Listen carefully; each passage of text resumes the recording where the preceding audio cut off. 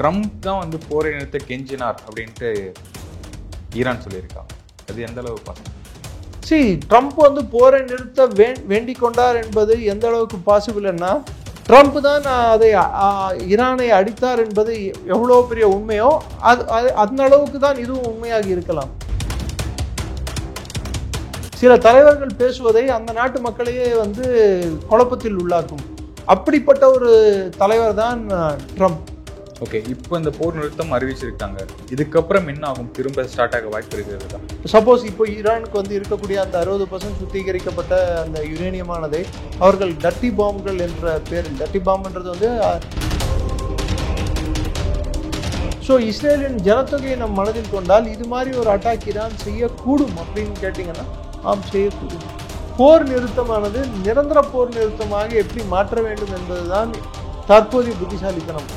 அமெரிக்காவை பொறுத்தவரை இந்த போரானது அங்கே நடந்து கொண்டு இருந்தால்தான் அவர்களுக்கு பல்வேறு விஷயங்களில் பொருளாதாரம் சார்ந்து போர் கருவிகள் மற்றும் உபகரணங்களை விற்பதற்கு, அந்த வெப்பன் இண்டஸ்ட்ரி, இது எல்லாத்தையும் மேம்படுத்துவதற்கு, அமெரிக்க பொருளாதாரத்தை மேம்படுத்துவதற்கு இது மாதிரியான போர்கள் தேவை அவர்களுக்கு. ட்ரம்புக்கு இப்போ புதுசாக வந்துள்ள ஒரு வாஞ்சை, இச்சை, ஆசை எல்லாமே சொல்லலாம். நோபல் விருது நான் எப்படியாவது பெற்றாகணும், எனக்கு நோபல் விருது கிடைத்தாகணும். எவங்கிட்ட வம்பு கழிக்கலாம், அவங்ககிட்ட வம்பு கழிச்சு இவன் அவனை அடிக்க விடு, இவனை அடிக்க விடு, கடைசியில் நானே பஞ்சாயத்து தலைவராக போகிறேன், நானும் அவனை போட்டு அடிக்கிறேன், ரெண்டு பேரும் நிறுத்திக்கலாம், ஓகே ஓகே ஓகே ஓகே அப்படின்னு சொல்லிக்கலாம். போரை நாடுவதும் போரை நிறுத்துவதும் ரெண்டும் அவரே செய்கிறார். நிலை தவறி இருக்கணும். அவங்க நிலையற்ற தன்மை இருந்தால், பிரச்சனைகள் சூழ்ந்த பகுதியாக அது இருந்தால் மட்டும்தான் அவர்கள் தேவை, மற்றவர்களுக்கு தேவை. பொருளாதாரங்கள் குறிப்பிட்டு சொல்ல வேண்டும் என்றால் மிகப்பெரிய பொருளாதாரம், வளரும் பொருளாதாரம் இந்தியா என்று உலகம் அறிந்த உண்மை. நமக்கு வந்து இது பாதிப்புகளை உண்டாக்கும்.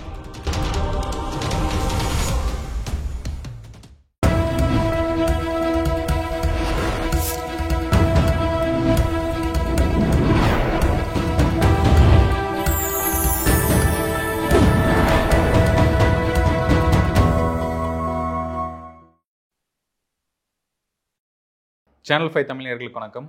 இன்றைய நேர்காணலில் நம்முடன் இணைந்திருப்பவர் defence expert doctor S R. Niranjan அவர்கள். சார் வணக்கம் சார். வணக்கம் சார். ஜெயந்த். இப்போது இஸ்ரேல் ஈரான் போர் நிறுத்தம் அப்படிங்கிற செய்தி வந்து நம்ம பார்த்துக்கிட்டு இருக்கோம். இதற்கு வந்து ட்ரம்ப் அவர்கள் கெஞ்சினார் அப்படிங்கிற மாதிரியான தகவல்லாம் வந்துக்கிட்டு இருக்கு. என்ன நடந்துச்சு, இதுக்கப்புறம் என்ன ஆக போகுது சார்? அடிப்படையாக இந்த ஆப்ரேஷன் ரைசிங் லயன் அப்படின்றதுக்கு அந்த பேர்லேயே ஒரு கருத்து இருக்குது. அதே சமயத்தில் ஒரு நம்மளுக்கு புரியாத ஒரு பல விஷயங்கள் அந்த பேர்லேயே அடங்கியிருக்கு. Why rising line?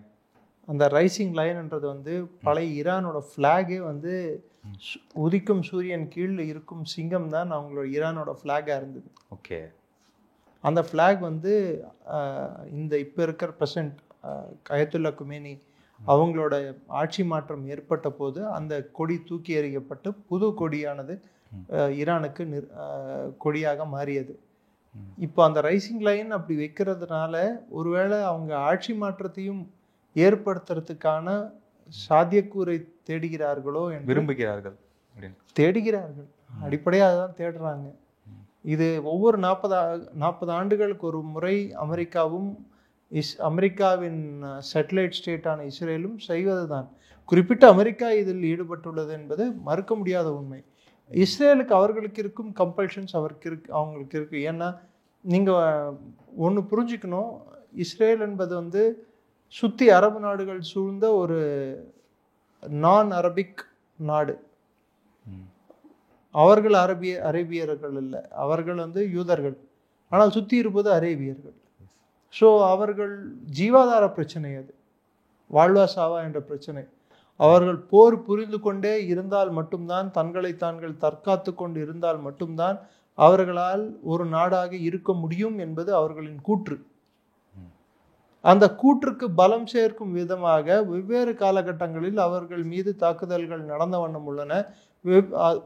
பல காலகட்டங்களில் நாடுகளுக்கு இடையே நடந்து கொண்டிருந்த போரானது தீவிரவாத இயக்கங்களுக்கு இடையே, இஸ்ரேலுக்கு இடையே நடந்த போராக வடிவம் எடுத்தது. பிற்காலத்தில் அந்த போரானது PLO என்ற ஒரு அமைப்பு ஒரு அரசாங்க ரீதியில் பாலஸ்டைன் என்ற 2 நாடுகள், இஸ்ரேல் பாலஸ்டைன் இரண்டுமே இருக்க வேண்டும் என்ற ஒரு அடிப்படை தத்துவத்தின் பேரில் இரண்டுமே அங்கீகரிக்கப்பட்ட பகுதிகளாக மாறிய பிற்பாடும் ஹமாஸ் என்ற ஒரு தீவிரவாத இயக்கம் செயல்பாட்டில் இருந்தது. ஈரானின் கைப்பாவைகளாக இருந்த ஹிஸ்புல்லா மற்றும் இப்போ இருக்கக்கூடிய ஹவுத்திகள், யமனில் இருக்கக்கூடிய ஹவுத்திகள், இன்னும் சொல்ல போனால் சிரியாவில் இருந்த பழைய அரசு, இவர்கள் எல்லாம் இஸ்ரேலுக்கு அச்சுறுத்தல் கொடுத்த வண்ணம் இருந்தன. கடந்த ஓராண்டில் இந்த அச்சுறுத்தல்களை முதலில் இஸ்ரேல் தகர்த்தது. முதல்ல ஹிஸ்புல்லாவை அந்த பேஜர் பாம்பிங்ஸ் மூலம் ஹிஸ்புல்லாவை செயலிழக்க செய்தது, ஹமாஸை செயலிழக்க செய்தது. அடுத்து சிரியாவில் ஆட்சி மாற்றம் ஒன்றை ஏற்படுத்தி கிட்டத்தட்ட சிரியாவில் இருந்து ஈரானுக்கு சாதகமாக இருந்த ஒரு அரசை அகற்றியது. ஆனால் ஈரானுக்கு சாதகமாக இருந்த அரசு என்று சொல்வதை விட அது அந்த அரசானது இஸ்ரேலுக்கு எதிரான அரசாக தான் செயல்பட்டதை தவிர்த்து ஈரானுக்கு சாதகமான அரசாக செயல்படவில்லை. சில விஷயங்களில் இஸ்ரேல் செய்த விஷயங்களை அவர்கள் நேர்முகமாக அதை எதிர்த்தார்கள். குறிப்பிட்டு சொல்ல வேண்டும் என்றால், ஹமாஸுக்கு ஈரான் புகலிடம் கொடுத்ததை சிரியா விரும்பவில்லை. ஆனால் சிரியாவின் ஆட்சியை தார்க்க வேண்டும் என்பது அமெரிக்கா, டர்க்கி, இஸ்ரேல் இவர்கள் எல்லோருக்கும் இருந்த ஒரு குறிக்கோள். அது டர்க்கி கடைசியில் இப்போ இருக்கக்கூடிய HTS, ஹயத் தஹ்ரீர் அல் ஷம்ஸ் என்பது சிரியாவின் இன்னொரு பேர். அதன் பேரில் ஒரு தீவிரவாத இயக்கத்தை உருவாக்கி இன்று சிரியாவில் இன்னொரு புது போரானது, உள்நாட்டு போரானது நடந்து கொண்டிருக்கிறது. ஸோ இது இஸ்ரேலுக்கு ஒரு பிரீத்திங் ஸ்பேஸ் கொடுத்தது. எல்லா பக்கத்திலிருந்தும் அவர்களை குறவழியை நெறித்து கொண்டிருந்த போது அவர்கள் சுற்றி இருக்கும் பிரச்சனைகளை முதலில் அவர்கள் தகர்த்தெறிந்தார்கள். இப்போது அவர்களுக்கு இருக்கக்கூடிய மிகப்பெரிய பிரச்சனையானது ஈரான். ஏனென்றால் ஈரான் அணு ஆயுதத்தை உற்பத்தி செய்யும் திறனை கிட்டத்தட்ட எட்டிவிட்டது என்பது எல்லோரும் அறிந்த விஷயம். குறிப்பிட்டு சொல்ல வேண்டும் என்றால், நெத்தனியாஹு கூற்றின்படி 9 அணுகுண்டுகள் தயாரிக்கும் அளவுக்கு ஈரானிடம் யுரேனியம் இருக்கிறது, தயாரித்து விட்டார்களே என்று அவர் சொன்னார். ஆனால் 9 அல்ல, 12 அணுகுண்டு தயாரிக்கும் அளவுக்கு அவர்களிடம் யுரேனியம் இருக்கிறது. கிட்டத்தட்ட 400 kg யுரேனியமை 60% சுத்திகரிப்பு செய்துள்ளார்கள். எந்த யுரேனியமும் பியூரஸ்ட் ஃபார்ம் U-235 அப்படின்வாங்க. அந்த பியூரஸ்ட் ஃபார்ம் அச்சீவ் ஆகிறதுக்கு 85% அதை சுத்திகரித்தால் அது ஒரு அணுகுண்டு செய்வதற்கு உகந்ததாக மாறும். அந்த யுரேனியம் ஆனது அது திரும்பி மெசைல்லையோ, அந்த மெசைலானது TEL அப்படின்னு ட்ரக் எரெக்டட் லான்ச்சர்ஸ், நம்ம பாகிஸ்தானில் தகர்த்தோம் பார்த்தீங்களா, ட்ரக்ஸில் ஏவுகணை செலுத்துறது, அந்த ட்ரக்கில் மூலமாக செலுத்த முடியும். இல்லை அல்லது அவர்கள் விமானங்கள் மூலம் செலுத்த முடியும். ஈரானுக்கு விமானப்படைகள் இல்லை, ஆனால் ட்ரோன்கள் இருக்கின்றன. அதிநவீன ட்ரோன்களை ஈரான் வைத்துக் கொண்டுள்ளது. அதே சமயத்தில் ஏவுகணைகளை வைத்துக் கொண்டுள்ளது. ஏவுகணைகள் மூலம் இந்த ட்ரோன்கள் மூலம் செலுத்த முடியும். ரெண்டாவது, இஸ்ரேல் மீது நடந்த வண்ணம் இருந்த தாக்குதல் நீங்கள் கடைசி ஒரு 12 நாள் எடுத்து பார்த்தீங்கன்னா ட்ரம்ப்போட நிலைப்பாடு எத்தனை முறை மாறி இருப்பது என்பதை நாம் உற்று கவனிக்க வேண்டும். முதலில் ட்ரம்ப் செய்த மிகப்பெரிய தவறாக நான் கருதுவது, ஒமனில் நடந்த பேச்சுவார்த்தை மூலம் யுஎஸுக்கும் ஈரானுக்கும் நடந்த பேச்சுவார்த்தை இஸ்ரேலை புறந்தள்ளினார்கள். அதாவது ஒரு நாட்டுக்கும் இன்னொரு நாட்டுக்கும் பிரச்சனை இருக்குன்னா 2 பேரையும் உட்கார்ந்து பேசணும். 3வது நபர் மத்தியஸ்ததாரர் என்று வருபவர் 2 பேரையும் உட்கார்ந்து வச்சு பேசாமல் ஈரானை மற்றும் உட்கார்ந்து வைத்து பேசுவது எந்த விதத்தில் நியாயம்? இஸ்ரேலை புறந்தள்ளினார். இஸ்ரேலை புறந்தள்ளியவுடன் இஸ்ரேல் அமெரிக்காவுக்கு தெரிவித்து தான் ஈரான் மீது தாக்குதல் நடத்தியது. அதற்கு பதில் தாக்குதல்கள் ஈரான் இஸ்ரேல் மீது நடத்தியது. இஸ்ரேல் எவ்வளோ வலிமையான நாடாக இருந்தாலும் அவர்களுக்கு இருக்கக்கூடிய அயன் டூம், அதில் தேட், ஆரோ அப்படின்னு சொல்லிட்டு பல்வேறு அரண்கள் உள்ளன. 3 கட்ட அரண்கள் உள்ளன. ஒன்று 3000 கிலோமீட்டர் வரைக்கும் வேலை பார்க்கும், இன்னொன்று 2000 கிலோமீட்டர் வரைக்கும், இன்னொன்று வந்து 150-180 கிலோமீட்டர் வரைக்கும் வேலை பார்க்கக்கூடிய வெவ்வேறு அரண்கள் உள்ளன. அந்த அரண்களில் வந்து அவங்க ஒரேடியாக 200-300 மிசைல் வரும்போது அந்த அரண் எல்லாமே வந்து 90% வந்து அது டிடெக்ட் பண்ணி அழித்தா கூட 10% உள்ளே போய் விழும்போது அந்த 10% இஸ்ரேலின் நிலப்பரப்புக்கு அதிகமானது. 21,000 ஸ்கொயர் கிலோமீட்டர் என்னவோ தான் இஸ்ரேலோட மொத்த நிலப்பரப்பு. அந்த நிலப்பரப்புக்கு இது மிக கடினம் அதை தாக்குப்பிடிப்பது. ஸோ இப்போ ஈரான் மீது நடந்த தாக்குதலில் அவர்கள் 100 பேர் இறந்தாலும் இஸ்ரேல் மீது நடக்கும் தாக்குதலில் 10 பேர் இறந்தாலும் ஒன்று தான். ஏன்னா ஈரானோட மக்கள் தொகை 10 கோடி, இவர்களின் மக்கள் தொகை 1 கோடி. கணக்கிட்டு பாருங்க, அளவுகோல் ஒன்று தான். ரெண்டாவது, இஸ்ரேல் எத்தனை நாள் தாக்கு பிடிக்க முடியும்? 15 நாட்கள். ஏன்னா ட்ரம்ப் சொன்ன காலக்கெடுவானது முதலில் 12 நாட்கள் வரைக்கும் நீ அமைதி காக்க வேண்டும் அப்படின்னு சொன்ன. 12 நாட்கள் இஸ்ரேல் அமைதி காத்தால் அவர்கள் வந்து கிட்டத்தட்ட 60% சுத்திகரித்து விட்டார்கள். அவர்கள் முழுமையாக சுத்திகரித்து விட்டு இஸ்ரேலை தாக்கினால் அப்போது என்ன செய்ய முடியும்? ஒன்று. ரெண்டாவது, ட்ரம்பால் உத்தரவாதம் கொடுக்க முடியுமா ஈரான் தாக்குதல் என்பதை ஏற்படுத்தாது என்பதை? ஏன்னா போன வாட்டி ஒபாமா கவர்மெண்ட் இருக்கும்போது இந்த அக்ரிமெண்ட் ஈரானுக்கு வந்து என்ரிச்சிங் அந்த யுரேனியத்தை வந்து சுத்திகரிக்க கூடாது என்று ஒரு ஒப்பந்தமானது கையெழுத்திட்ட போது அந்த ஒப்பந்தத்தை ரத்து செய்தது யார் என்று பார்த்தால் ட்ரம்ப். திரும்ப அதே ஒப்பந்தத்தை நாடுகிறார் என்றால் என்ன காரணங்களுக்காக நாடினார்? ஒரு காரண காரியம் இல்லாமல்.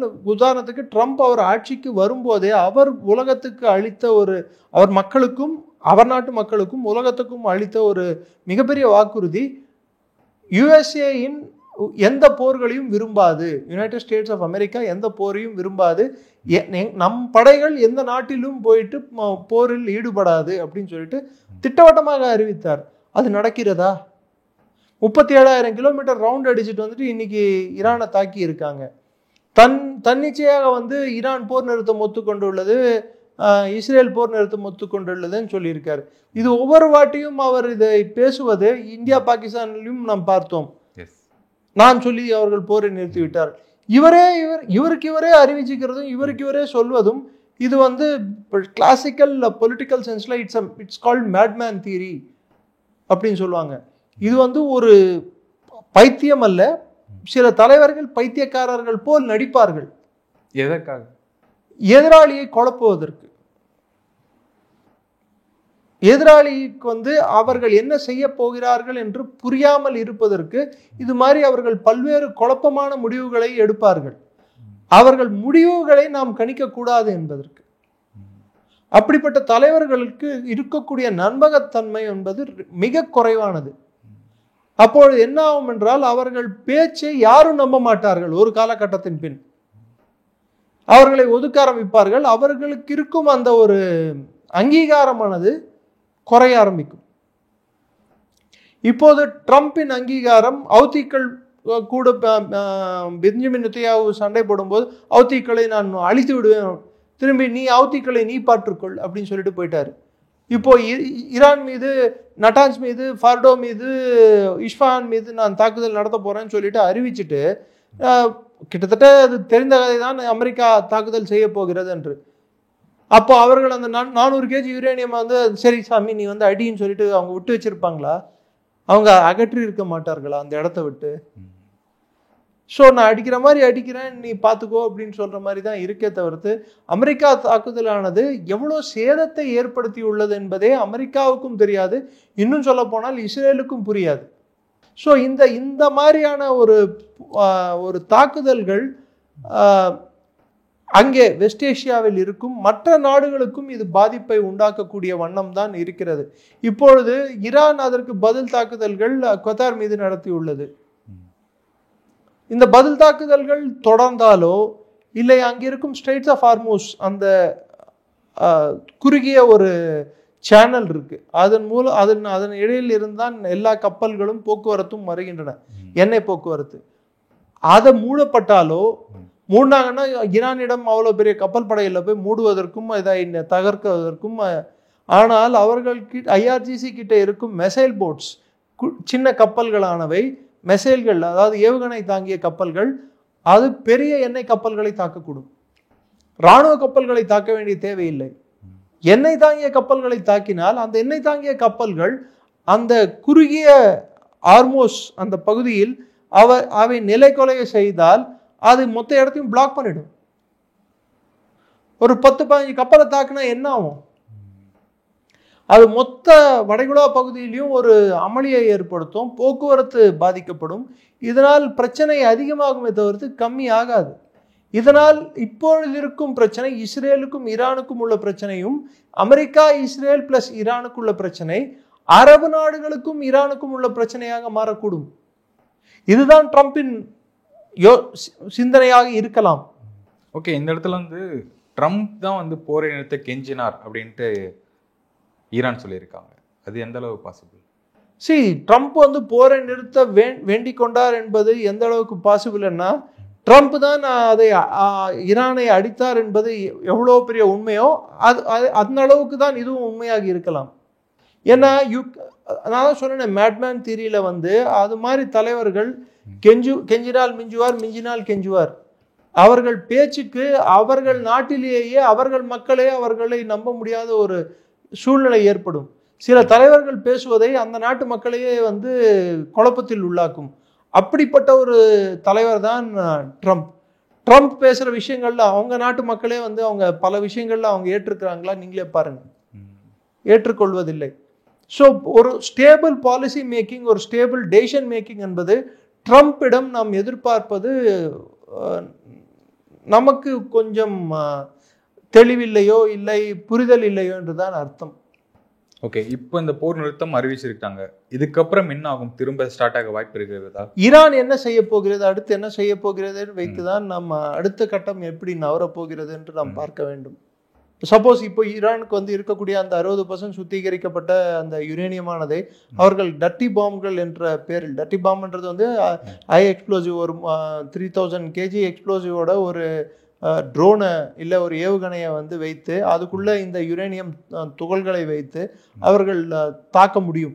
தாக்கினால் அந்த கதிர்வீச்சானது பரவினால், அந்த யுரேனியம் அங்கே பரவிச்சுன்னா அந்த மக்களை பாதிக்கும். ஏன்னா இஸ்ரேலோட ஜனத்தொகை வந்து மிக குறுகிய வட்டத்துக்குள் தான் வசிக்கின்றது.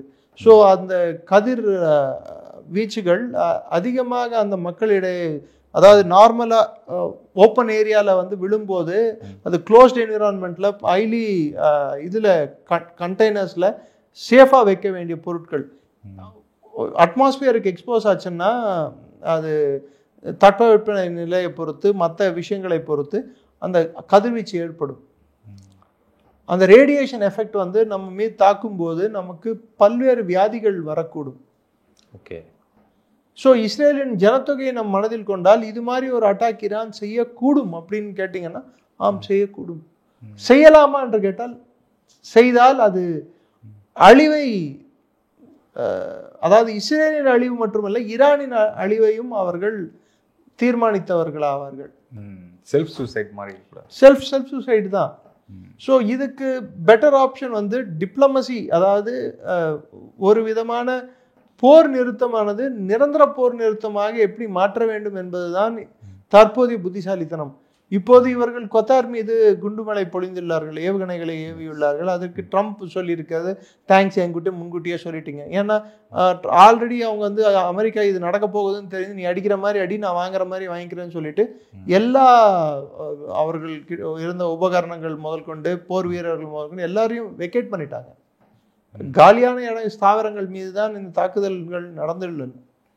பட் ஸ்டில் பேருக்காக இந்த தாக்குதல் நடந்திருந்தாலும் நாங்கள் அமெரிக்காவின் பேசஸை, அவர்களின் ஸ்தாவரங்களை நாங்கள் தாக்குவோம் அப்படின்று ஈரான் சொல்லாமல் சொல்லிவிட்டார்கள். ஸோ இப்போ அவர்கள் அடித்தது எந்த இடங்கள்? அரபு நாடுகளில் இருக்கும் அமெரிக்க ஸ்தாவரங்களை. ஸோ அரபு நாடுகள் வந்து அவர்கள் மண்ணின் மீது நடந்த தாக்குதலாக இதை பார்க்க வேண்டுமா, இல்லை அமெரிக்கா மீது நடந்த தாக்குதலாக பார்க்க வேண்டுமா? அவர் மண்ணின் மீது நடந்த மாதிரி தான் பார்க்க முடியும். ஸோ அப்போ அவர்களுக்கும் ஈரானுக்கும் உள்ள ஒரு நம்பிக்கை இல்லை, அவர்களுக்கும் ஈரானுக்கும் உள்ள ஒரு இல்லை. இப்போ எனக்கு என்னன்னா, இப்போ ட்ரம்ப் அவர்கள் வந்து இப்போ 12 நாள் தாக்குதல் மாறி மாறி போயிட்டு இருந்திருக்கு. இப்போ இன்டர்ஃபியர் ஆகிறாரு, முன்னாடி எங்கே போனார் அப்படிங்கிற ஒரு கேள்வியும் வந்துக்கிட்டு இருக்கு. இல்லை, முன்னாடி எங்கே போனாருன்றதை விட ட்ரம்ப் வந்து நீங்கள் ஒன்று அடிப்படையாக நீங்கள் ஒன்று நான் சொல்ல விரும்புகிறேன். இஸ்ரேலோட பல தூதர்கள் அமெரிக்க சிட்டிசன்ஸாக இருந்திருக்காங்க. நிறைய பேருக்கு தெரியாத விஷயம் அது. இப்போ இந்திய தூதர் பாகிஸ்தானுக்கு, இந்தியாவின் அதிகாரப்பூர்வமான தூதர் பாகிஸ்தானில் சர்வ் பண்ணுறாருன்னா அவர் பாகிஸ்தான் குடிமகனாக இருந்து இந்தியாவின் தூதராக இருக்க முடியாது. ஆனால் அமெரிக்காவில் அமெரிக்க தூதராக, இஸ்ரேல் தூதர்களாக அமெரிக்காவில் செயல்படும் பல பேர் அமெரிக்க குடிமகன்களாக இருந்திருக்கிறார்கள். அவர்களுக்கு 2 நாட்டு குடியுரிமை இருந்திருக்கிறது. ஸோ அமெரிக்காவுக்கும் இஸ்ரேலுக்கும் உள்ள பிணைப்பு ரொம்ப வலிமையான நெருக்கமான பிணைப்பு. அந்த பிணைப்பை யாராலும் அதை உடைக்க முடியாது. அது இன்று நேற்றல்ல, பல ஆண்டுகளுக்கு முன் ஏற்பட்ட ஒரு பிணைப்பு. ஏன் அவ்வளோ இதுக்கு புட்டினே வந்து அவர் சொல்லிய கருத்தை நம்ம எடுத்து பார்த்தோம்னா 20 லட்சம் யூதர்கள், ரஷ்யாவிலிருந்து இடம்பெயர்ந்த யூதர்கள் தான் இன்று இஸ்ரேலில் வசிக்கிறார்கள். அவர்கள் மீது நான் தாக்குதல் நடத்த நான் விரும்பவில்லை அப்படின்ட்டு சொல்லியிருக்கார். ஸோ அவரோட கருத்தின்படி, கூற்றின்படி ஈரான் மீது நடந்த தாக்குதலுக்கு இவர் கண்டிக்கிறார். சர்கி லவ்ரோவ் இது உலக போராக மாறக்கூடும் என்கிறார். இது வந்து ரஷ்யா ஏற்றுக்கொள்ளாது என்கிறார். அமெரிக்காவை வன்மையாக அவர்கள் கண்டித்துள்ளனர். ஆனால் இஸ்ரேலை இதிலிருந்து தனியாக பார்க்கின்றனர். இஸ்ரேலையும் அமெரிக்காவையும் ஒன்றாக பார்க்கவில்லை. டிஐஃபனேஷன் அப்படின்வாங்க. நீ வேற, அமெரிக்கா வேற. அமெரிக்காவை பொறுத்தவரை இந்த போரானது அங்கே நடந்து கொண்டு இருந்தால்தான் அவர்களுக்கு பல்வேறு விஷயங்களில் பொருளாதாரம் சார்ந்து அவர்களின் போர் கருவிகள் மற்றும் உபகரணங்களை விற்பதற்கு, அந்த வெப்பன் இண்டஸ்ட்ரி, அதற்காக இது எல்லாத்தையும் மேம்படுத்துவதற்கு, அமெரிக்க பொருளாதாரத்தை மேம்படுத்துவதற்கு இது மாதிரியான போர்கள் தேவை அவர்களுக்கு. மறந்துடக்கூடாது, சில மாதங்களுக்கு முன்புதான் ட்ரம்ப் கத்தார், சவுதி அரேபியா போன்ற நாடுகளுக்கு சுற்றுப்பயணம் சென்று வந்தார். அங்கே $2 trillion வரைக்கும் அவர் நிறைய எம்ஓயூஸ் சைன் பண்ணார், அக்ரிமெண்ட் சைன் பண்ணார். ஸோ அவர்களுக்கு நிறைய போர்க்கருவிகள் எல்லாத்தையும் விற்பதாக சொன்னார். ஸோ இந்த போர்க்கருவிகளை அவர்களை விற்க வேண்டும் என்றால் அங்கே போர் இருந்தால் தானே விற்க முடியும். இல்லை சும்மா எதுக்கு வாங்கணும் அவன்? Pre-plant. It's a pre-planned move. It's a pre-planned move. But there is a method behind this madness. இந்த பைத்தியக்காரத்தனத்துக்கு பின்னால், பைத்தியக்காரத்தனம் என்று நீங்கள் நினைக்கும் பைத்தியக்காரத்தனத்துக்கு பின்னால் ஒரு சாதுரியமான ஒரு மூளை ஒன்று வேலை செய்து கொண்டு இருக்கிறது. ட்ரம்பின் மூளை சாதுரியமான ஒரு மூளை. He is a businessman basically. எப்படி எங்கே எப்படி லாபம் எடுப்பது என்று அதில் கை தேர்ந்தவர் ட்ரம்ப். ரெண்டாவது, ட்ரம்ப்புக்கு இப்போ புதுசாக வந்துள்ள ஒரு என்ன சொல்றது, ஒரு விதமான வாஞ்சை, இச்சை, ஆசை எல்லாமே சொல்லலாம். நோபல் விருது நான் எப்படியாவது பெற்றாகணும், எனக்கு நோபல் விருது கிடைத்தாகணும். இந்த இந்த இந்த வாஞ்சைக்கும் இந்த இச்சைக்கும் எவங்கிட்ட வம்பு கொலிக்கலாம், அவங்ககிட்ட வம்பு கொலிச்சு இவன் அவனை அடிக்க விடு, அவனை இவனை அடிக்க விடு, கடைசியில் நானே பஞ்சாயத்து தலைவராக போகிறேன், நானும் அவனை போட்டு அடிக்கிறேன், ஏய் 2 பேரும் நிறுத்திக்கலாம், ஓகே ஓகே ஓகே ஓகே அப்படின்னு சொல்லிக்கலாம். போரை நாடுவதும் போரை நிறுத்துவதும் ரெண்டும் அவரே செய்கிறார். ஆனால் முதலில் இந்தியா பாகிஸ்தானிடம் ட்ரை செய்தார். அதற்கு முன்னாடி யுக்ரைன் ரஷ்யாவிடம், அதற்கு பிற்பாடு ட்ரை செய்தார். 2 ஃபெயிலியர். இப்போ இஸ்ரேல் ஈரானிடம் ட்ரை செய்கிறார். ஸோ இது எவ்வளவு நாள் ட்ரை பண்ணுவாங்க? ரெண்டாவது, இஸ்ரேலோட கண்ணோட்டத்திலிருந்து நான் இந்த சண்டையை பார்க்கும்பொழுது இஸ்ரேலுக்கு என்ன தேவை இந்த போரில்? ஆட்சி மாற்றமா, இல்லை அவர்கள் அணுகுண்டு உற்பத்தியை நிறுத்துவதா? இதற்கு அடிப்படையான பதில் இஸ்ரேலிடம் என்ன உள்ளது என்று நாம் எடுத்து பார்த்தால், அவர்களின் எண்ணம் ஆட்சி மாற்றம் தான் அப்படின்றால், ஆட்சி மாற்றம் என்பது இஸ்ரேலால் மற்றும் ஏற்படுத்த முடியாது ஈரானில். அதற்கு பின்புலமாக செயல்படுவது அமெரிக்காவாக இருக்க வேண்டும். அதற்கு மற்ற அரபு நாடுகளும் துணை புரிய வேண்டும். அந்த கட்டத்தை எட்டிவிட்டதா? என்னை கேட்டால் இல்லை என்றுதான் சொல்வேன்.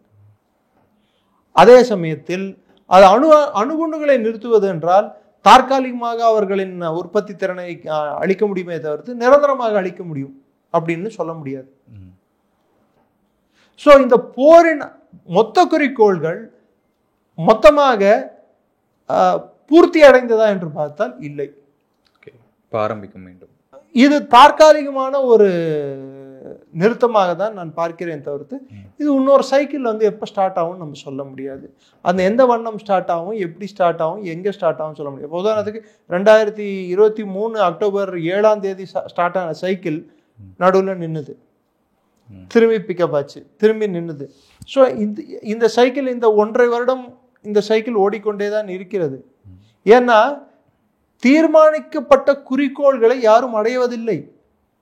இஸ்ரேல் ஓரளவுக்கு அவர்கள் தீர்மானிக்கப்பட்ட குறிக்கோள்கள் என்ன, அவர்களை சுற்றி இருக்கும் பிரச்சனைகளை, அவர்கள் நாட்டுக்கு இருக்கும் அச்சுறுத்தல்களை முதலில் அவர்கள் தகர்த்தெறிய வேண்டும். அதை ஓரளவுக்கு அவர்கள் சாதுரியமாக அவர்கள் செய்திருக்கிறார்கள்.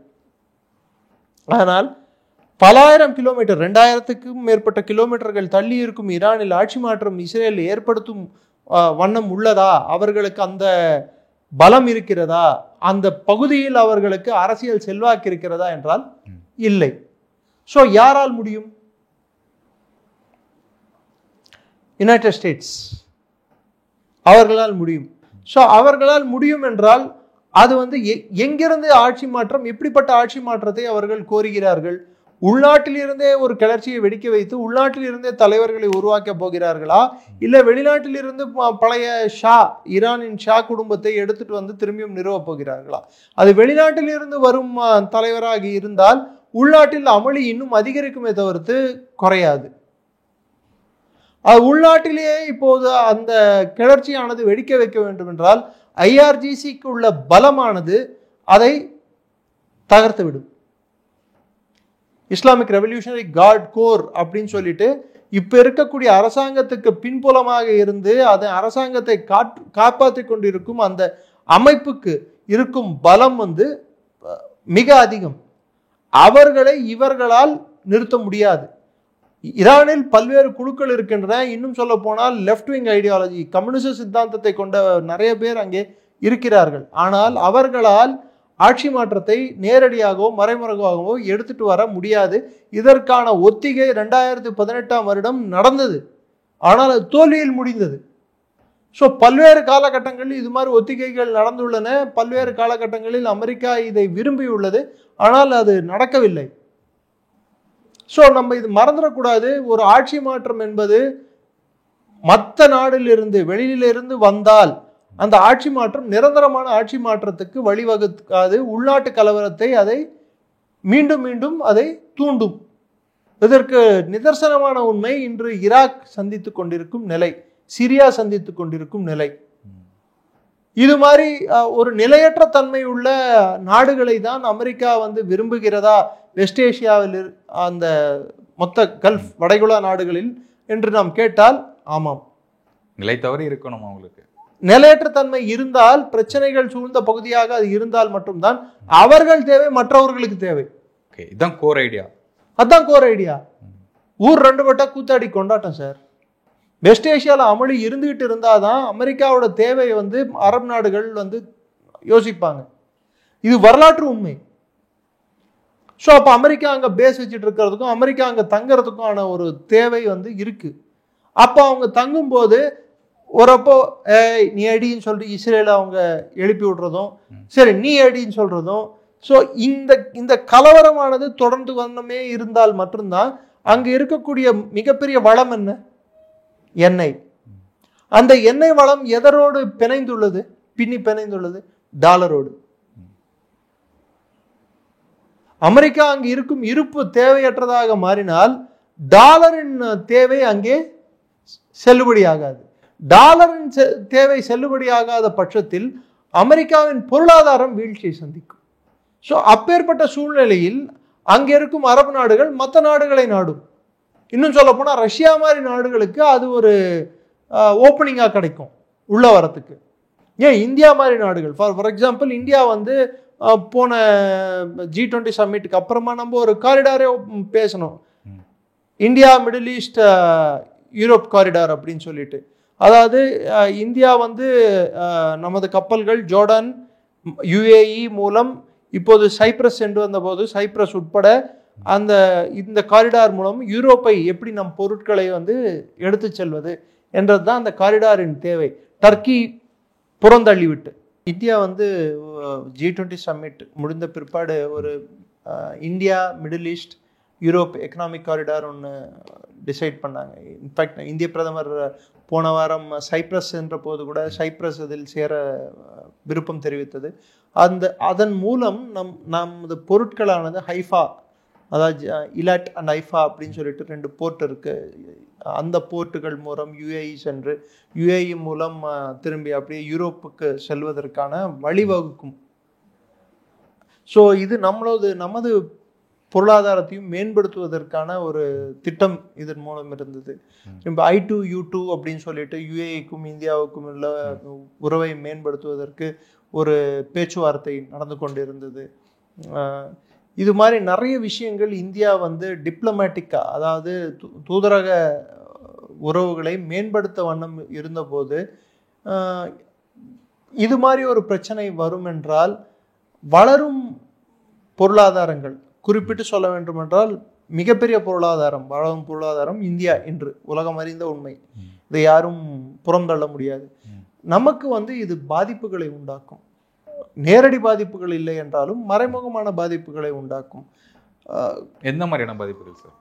மீன்ஸ் இந்த கச்சா எண்ணெய் பாதிப்பு அப்படின்ற வந்து கேள்விப்படுறோம். அது கச்சா எண்ணெய் டெஃபினட்டாக பிரெண்ட் ஆயிலோட ப்ரைஸஸ் வந்து அதிகரிக்கும், எண்ணெய் விலை அதிகரிக்கும். இப்போ நான் சொன்னேன் பார்த்தீங்களா, ஈரான் வந்து ஹார்மோஸ் கப்பல்கள் மீது ஏதாவது தாக்குதல் செய்தாலோ இல்லை ஏதாவது செய்ய நேரிட்டாலோ அதனால் வந்து எண்ணெய் போக்குவரத்து அடிவாங்கும். நமது பொருட்கள் அங்கே போய் சேருவதற்கு அடிவாங்கும். ஏனென்றால் எக்ஸ்போர்ட் ஃபுல்லாக பாதிக்கும், எக்ஸ்போர்ட் இம்போர்ட் ரெண்டுமே பாதிக்கும். நம்ம எண்ணெய் வந்து வாங்கி கொண்டு தான் இருக்கிறோம், அதை நம்ம மறந்துடக்கூடாது. அஃப்கோர்ஸ் நம்ம வந்து மொத்தமே ஈரான் கிட்டேருந்து வாங்கல. அதிகமாக பாதிக்க போகிறது இதனால் சைனா தான், நாமல்ல. சைனா வந்து மிகப்பெரிய அளவில் இதனால் பாதிக்கப் போகிறது. என்னோட அச்சம் எல்லாம் இப்போ சைனா வந்து ஒருவேளை தைவான் மீது ஏதாவது பண்ண நேரிட்டால் இப்போ என்ன ஆகும்னு சொல்லிட்டு தான் நான் யோசிச்சுட்டு இருக்கேன்.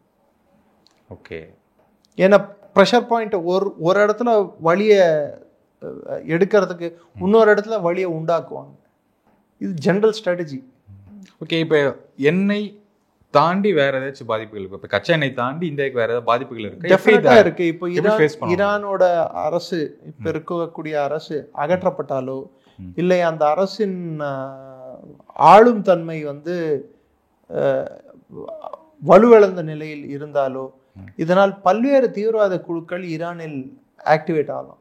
ஓகே, அந்த குழுக்களானது ஈராக்கில் இருந்தும் ஈரானுக்குள் ஊடுருவலாம், இல்லை ஈரானுக்குள் இருக்கும் IRGCயே தீவிரவாத குழுக்களாக மாறுவதற்கான வாய்ப்புகள் உள்ளன. அது அடுத்து எதை குறிவைக்கும் என்றால் பாகிஸ்தானை தான் குறிவைக்கும். ஓகே, அவர்களுக்கு எல்லை பகுதியான பலூச்சிஸ்தான் போரஸ் பார்டர் தான், அதை குறிவைக்கும். ஸோ பலூச்சிஸ்தான் குறிவைக்கும் போது பலூச்சிஸ்தானிலிருந்து அடுத்து இந்தியா எவ்வளோ தூரம்? சிந்தை நோக்கி வந்து விட்டால் சிந்திலிருந்து கரெக்டாக பாவல்பூர், இப்போ இருக்க பார்த்தீங்களா பாவல்பூர், அந்த ரீஜனில் வந்து சிரக்காய் ரீஜனில் இருந்து எடுத்துக்கிட்டா சவுத் ஆஃப் பஞ்சாப், பாகிஸ்தானோட பஞ்சாப் ரீஜனுக்கு தெற்கே, சிந்துக்கு வடக்கே, பலூச்சிஸ்தானுக்கு ஒட்டிய போல் இருக்கக்கூடிய பகுதி வந்து அங்கே பாகிஸ்தானோட மொத்த நிலப்பரப்புமே 100-120 கிலோமீட்டர் தான் பரப்பளவு, பலூச்சிஸ்தானை தவிர்த்தால். ஸோ அங்கிருந்து நம்ம இந்திய ராஜஸ்தான் பார்டர் ரொம்ப நெருக்கம். ஸோ இந்தியாவுக்குள் வருவதற்கான சான்ஸ் உண்டு. அந்த சைடு கைபர் பக்துன்வாவுக்கு இது செல்லக்கூடிய சான்ஸ் உண்டு. சென்ட்ரல் ஏசியாவுக்கு தீவிரவாதம் பரவுவதற்கான, இது புது தீவிரவாத இயக்கங்கள் உருவாவதற்கான ஒரு முன்னோட்டமாகவும் இருக்கலாம். இது மிகப்பெரிய அச்சுறுத்தல். உதாரணத்துக்கு அல்கொய்தா அழிச்சாங்க, ஐசிஸை வளர்த்தாங்க. ஒரு சைக்கிள் மாதிரி ஓடிட்டு இருக்கு பாருங்க. 2001 நீங்க எல்லாம் அல்கொய்தான்னு பேசிட்டு இருந்தோம். 2014 வந்து எல்லாம் ஐசிஸ் பேசிட்டு இருந்தோம். நெக்ஸ்ட் இது மாதிரி புது தீவிரவாத அமைப்புகளை ஏற்படுத்துவதும் அதை அழிக்கிறோம், அதை ஒடுக்கிறோம் என்று சொன்ன பேரில் சண்டைகளில் ஈடுபடுவதும் அமெரிக்காவின் இயல்பான ஒரு தன்மை. ஐசிஸை உருவாக்குனதற்கு முக்கியமான காரணம் அமெரிக்கா. அவர்கள் தான் அதை முன்னேற்பாடு, ஒபாமா அரசாங்கம் தான் அதற்கு முன்னேற்பாடு எடுத்தது. அல்கொய்தாவை அடக்க வேண்டும் என்று ஐசிஸை உருவாக்கினார்கள். இப்பொழுது இன்னொரு இயக்கத்தை உருவாக்குவார்கள். அவர்களுக்கு இயக்கங்களுக்காக பஞ்சம் இல்லை. பணம் கொடுத்தால் அவர்களுக்கு அடிவரடிகளாக இருக்க யார் வேண்டாம் என்று சொல்வார்கள்? இது தீவிரவாதத்தை வளர்ந்துட்டு தான் இருக்கு இந்த விஷயத்துல. ஈரானின் அரசு, இன்று இருக்கும் அரசு தகர்க்கப்பட்டாலோ வலுவிழந்தாலோ அல்லது அமெரிக்கா தான் நினைத்தபடி வெளியிலிருந்து ஒரு ஆட்சியாளரை ஈரானுக்குள் நிறுவினாலோ தீவிரவாதம் என்பது வளர்ந்தே தீரும். இது ஒட்டுமொத்த வடகிழக்கு வெஸ்ட் ஏசியா மட்டுமல்ல, சவுத் ஏசியா, தென்கிழக்கு ஆசியாவுக்கும் இது அச்சுறுத்தல் தான். குறிப்பிட்டு இந்தியாவுக்கு மிகப்பெரிய அச்சுறுத்தல். நீங்கள் மறந்துடக்கூடாது, ஈரானுக்கு அடுத்தபடி அதிக ஷியாக்கள் இருக்கும் நாடு இந்தியா. யூபி, ஹைதராபாத், பெங்களூர், இது மாதிரி பல்வேறு ஊர்களில் ஷியா முஸ்லிம்கள் வசிக்கும் இடங்கள் அதிகம். ஸோ அவர்களின் மனதிலும் இது பெரிய தாக்கத்தை உண்டாக்கக்கூடும். அவர்கள் குருமார்கள், அவர்களின் முக்கியமான ஸ்தலங்கள், அவர்களின் கல்விக்கூடங்கள் அதிகமாக அவங்க போய் படிக்கக்கூடிய இடங்கள் ஈரானில் இருக்குது. ஸோ அது அழிக்கப்பட்டால் அவர்களுக்கு தாக்கம் என்பது ஆட்டோமேட்டிக்காக வரும். இந்தியாவில் ஷியாக்கள் மூலம் நடந்த பெரிய தாக்குதல்கள் என்று எடுத்து பார்த்தீங்கன்னா பெருசாக ஒன்றுமே இல்லை. ஒரே ஒரு வாட்டி இஸ்ரேலி கான்சுலேட்டை தாக்குதல் ஒன்று நடந்தது டெல்லியில். அதுவும் பல ஆண்டுகளுக்கு முன்னாடி, 10-12 ஆண்டுகளுக்கு முன்னாடி நடந்தது அந்த தாக்குதலானது. அதுக்கப்புறம் ஷியா குரூப்புக்கு சம்பந்தப்பட்டு எந்த ஒரு தாக்குதலும் இந்தியாவில் நடந்ததாக இல்லை. அவர்கள் இந்திய அரசாங்கத்துக்கு எதிர் சென்றதாகவும் இல்லை, வரலாறு இல்லை. அப்போ தேவையற்ற ஒரு அமைப்புகளை உருவாக்குவதால், தேவையற்ற ஒரு காட்சி மாற்றங்களை நிறைவேற்றுவதால் இது அந்த ஒட்டுமொத்த சுற்றில் இருக்கும் நாடுகளுக்கு அது அச்சுறுத்தலை தானே ஏற்படுத்த போகிறது. இன்னைக்கு ஈராக்கோட நிலைமை என்ன? ஈராக் விழுந்த பிற்பாடு தானே ஐசிஸ் என்ற உருவாச்சு. ஐசிஸ் எதனால உருவாச்சு? ஈராக்கி ரெவல்யூஷனரி கார்ட்ஸ்ல இருந்து உருவானது தான் ஐசிஸ். இப்போ ஐஆர்ஜிசி அவங்க விழுந்தாங்கன்னா அவங்க என்ன பண்ணுவாங்க? அவங்க இதுதானே ஆவாங்க. So what America wants is to create new terror modules to keep themself in the west Asia region. அவங்க வெஸ்ட் ஏஷியாவில் வசிக்கணும்னா இங்க தீவிரவாதத்தை உண்டாக்கணும். இது அமெரிக்கன் மாடல். இது பிரச்சனைன்னு ஒன்று அவங்களே ஏற்படுத்திட்டு அந்த பிரச்சனையை நான் கட்டுப்படுத்துறேன்னு சொல்லிட்டு அவங்களே அந்த இடத்துல போய் உட்காந்துக்கிறது. இது it has been there norm and regular role. Okay, இந்த ட்ராப்ல விழக்கூடாது யாரும். அந்த கண்ணோட்டத்தில் இருந்து பார்த்தால் இந்தியாவுக்கு இருக்கக்கூடிய ஒரு மிகப்பெரிய கடமை, இன்னும் சொல்ல போனா ரோல் என்னடான்னா டெஃப்ட் டிப்ளமசி. என்ன, நம்ம கத்தி கூப்பாடு போட்டு டிப்ளமசி பண்ண வேண்டிய அவசியம் இல்லை. இஸ்ரேலுக்கு புரிய வைக்க வேண்டிய விதத்தில் இஸ்ரேலுக்கு புரிய வைத்து, ஈரானுக்கு புரிய வைக்க வேண்டிய விதத்தில் ஈரானுக்கு புரிய வைக்க. At the end of the day இங்க நான் ஈரானோட சப்போர்ட்டரா, நான் இஸ்ரேலோட சப்போர்ட்டரான்றது பக்கத்தில் வச்சிடலாம். என்னை பொறுத்த வரைக்கும் நீங்களும் நானும் இந்தியாவோட சப்போர்ட்டரா இருக்க வேண்டியது நம்மளோட தலையாய கடமை. இல்லைன்னா பெட்ரோல் விலை உயர்ந்துச்சுன்னா ஈரானுக்கோ இஸ்ரேலுக்கோ பிரச்சனை இல்லை, உங்களுக்கு எனக்கு தான் பிரச்சனை. ஸோ நம்மளுக்கு என்ன இம்பேக்ட், இந்தியாவுக்கு என்ன அச்சுறுத்தல், நம்மளுக்கு என்ன பிரச்சனை வரப்போகிறது, அந்த கண்ணோட்டத்தில் தான் இந்த சண்டையை பார்க்கணுமே தவிர்த்து அவர்கள் கண்ணோட்டத்தில் இருந்து பார்ப்பதை நாம் நிறுத்த வேண்டும். ஓகே, இதனுடைய ஃபைனல் சொல்யூஷன் என்னவா இருக்க போகுது சார்? என்னை பொறுத்த வரைக்கும் ஃபைனல் சொல்யூஷன் ஐ திங்க் இது டெம்பரரி ஸ்டேல்மேட், ஒரு தற்காலிகமாக ஒரு நிறுத்தமாக இருக்கக்கூடும். இந்தியாவை பொறுத்தவரை இந்தியா இதை மெதுவாக ஒரு டிப்ளமேட்டிக் மீன்ஸ் மூலம் அவர்களை அணுக வேண்டும், அவர்களுக்கு எடுத்து சொல்ல வேண்டும். ரெண்டாவது, இந்த ஐமெக்ஸ் சொன்னேன் பார்த்தீங்கன்னா, India Middle East economic corridor, இதை எவ்வளோ சீக்கிரம் செயல்படுத்த முடியுமோ அவ்வளோ சீக்கிரம் செயல்படுத்தணும். சாபஹார் போர்ட்டை நம்ம திரும்பியும் ரீபில்ட் பண்ணணும். அமெரிக்காவோட ப்ரெஷர் என்னவா இருந்தாலும் நம்ம ஈரான் மேலே கொஞ்சம் கான்சன்ட்ரேஷன் கொடுத்தாகணும். அப்போ தான் ஈரானுக்கு நம்ம மேலே இருக்கும் நம்பிக்கை அதிகரிக்கும். அதே சமயத்தில் இஸ்ரேலையும் புறந்தள்ளாமல் நாம் எல்லோருக்கும் நண்பனாக அந்த ரீஜனில் இருக்கிறது நமக்கு நல்லது. எத்தரப்பிலும் நாம் சாய வேண்டிய தேவையில்லை. ஏன்னா பாகிஸ்தானை நம்ம அடிக்கும்போது இஸ்ரேல் நமக்கு உகந்த நண்பனாக செயல்பட்டார். ஈரான் இந்தியா கூட இந்த சண்டையை நிறுத்திக்கோங்கன்னு பேசினாங்க. ஸோ நம்மளை பொறுத்த வரைக்கும் அமெரிக்காவோட கண்ணோட்டத்திலிருந்து இந்த நாடுகளை நாம் பார்ப்பதை நிறுத்த வேண்டும். நமக்கு என்ன நல்லதோ அதை செய்தால் நமக்கு நல்லது. இவ்வளோ தான் நான் சொல்ல வேண்டியது. ஓகே சார், உங்கள் நேரத்துக்கும் நேர்காணலுக்கும் மிக்க நன்றி. வணக்கம் சார். ஜெயின், நன்றி.